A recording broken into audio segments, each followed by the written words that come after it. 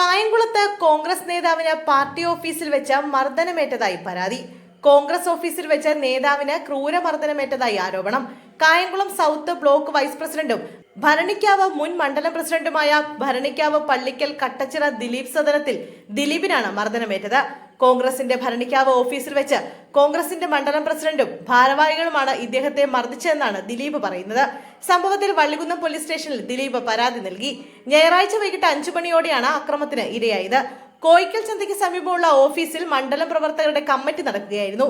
ചർച്ച തുടങ്ങിക്കഴിഞ്ഞാണ് ദിലീപ് പങ്കെടുക്കാനെത്തിയത്. വേദിയിലിരുന്നവരുടെ വീഡിയോ എടുത്ത ദിലീപിനെ മണ്ഡലം പ്രസിഡന്റും സംഘവും അസഭ്യം പറയുകയും പട്ടികജാതി വിഭാഗക്കാരനായ ദിലീപിനെ ജാതി വിളിച്ച് ആക്ഷേപിക്കുകയും ഷർട്ടിന്റെ കോളറിൽ പിടിച്ച് പിന്നോട്ട് വലിക്കുകയും പോക്കറ്റിലിരുന്ന മൊബൈൽ ഫോൺ പിടിച്ചു വാങ്ങിച്ച ശേഷം ഫോണിന്റെ ലോക്ക് മാറ്റി കൊടുത്തില്ലെങ്കിൽ കൊന്നുകളയുമെന്ന് ഭീഷണിപ്പെടുത്തുകയും ചെയ്തുവെന്നാണ് പരാതി. കട്ടച്ചിറ ചെറുമണ്ണിൽ മഹാവിഷ്ണു ക്ഷേത്രത്തിലെ ഉപദേശക സമിതി അംഗമാണ് ദിലീപ്. ക്ഷേത്രത്തിലെ ഉപദേശക സമിതി അംഗത്വം രാജിവെക്കണമെന്നും ഇവർ ഭീഷണിപ്പെടുത്തിയതായി ദിലീപ് പറയുന്നു. ക്ഷേത്രത്തിലെ ഉപദേശക സമിതിയുമായി സഹകരിച്ചതാണ് നേതാക്കളെ പ്രകോപിച്ചതെന്നാണ് ദിലീപ് പറയുന്നത്. CPM മുൻ ജില്ലാ സെക്രട്ടറി സുധാകരന്റെ മകനും CPM മാവേലിക്കര ഏരിയ കമ്മിറ്റി അംഗവുമായ അജോയാണ് ക്ഷേത്ര ഉപദേശക സമിതിയിലെ മുഖ്യ ഭാരവാഹി.